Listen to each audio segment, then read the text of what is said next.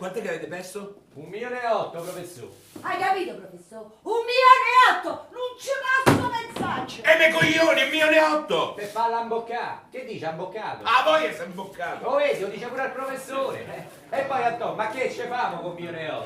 Dice che ce famo? Ma chi ha mai visto 1.800.000? Dice che ce famo, voglio ammazzare. I urisi carulosi, cantò. Noi dobbiamo puntarmi all'oppo. Dai retta a Peppino tuo, gli se portiamo via tutto. Tutto gli se portiamo via sta vecchia. Ma che io mi porto via con qua capoccia che te ritrovi? E voi? Che state a fare con i piedi? Forza, andate a dormire. Guarda che domani c'è il funerale, il morto un po' mica aspettà. È mezzanotte. Noi Forza. stiamo a lavorare, mica stiamo a giocare! Oh! Ah ragazzi, che è sta mancanza di rispetto? Che so sti grugni? Ah, volete piantate sta sempre a criticare? Ma non avete capito che l'unica salvezza nostra è la vecchia? Sono 10 anni che vega la mia e se lo ripiglia. A quest'ora erano 10 milioni. Sa matematica ne opinione. Vieni qua Cesarì, vieni Cleopatra, che papà vi deve dire una cosa. Vedi Cesarì?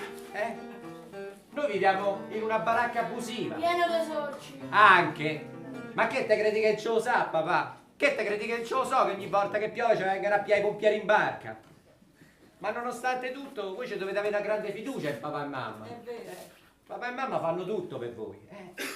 Per tanti anni ci è andata male. E se una volta ci va bene. E prima o poi deve da succedere. Lo sapete che famo? A qua vecchia noi se portiamo via 7, 800 milioni. E sai che fa papà? Vi compra un appartamento con grande terrazzo. E ve vanno all'università. No, a me no, E poi mi metto in grande, rileva il magazzino del marocchino, col garage, a montagna di stracci e il capannone. Ti piace l'azienda del marocchino? L'azienda sì, ma il marocchino no, E quello lo licenziamo, no? A Cesaria, Eccolo pa. Eccolo pa. E ridi a papà, Che stavolta quanto è vero Dio, papà ti fa giusta qua la gamba matta, mica no, no, professore, i biscotti sono per i pupi, Ma dimmi, ma che...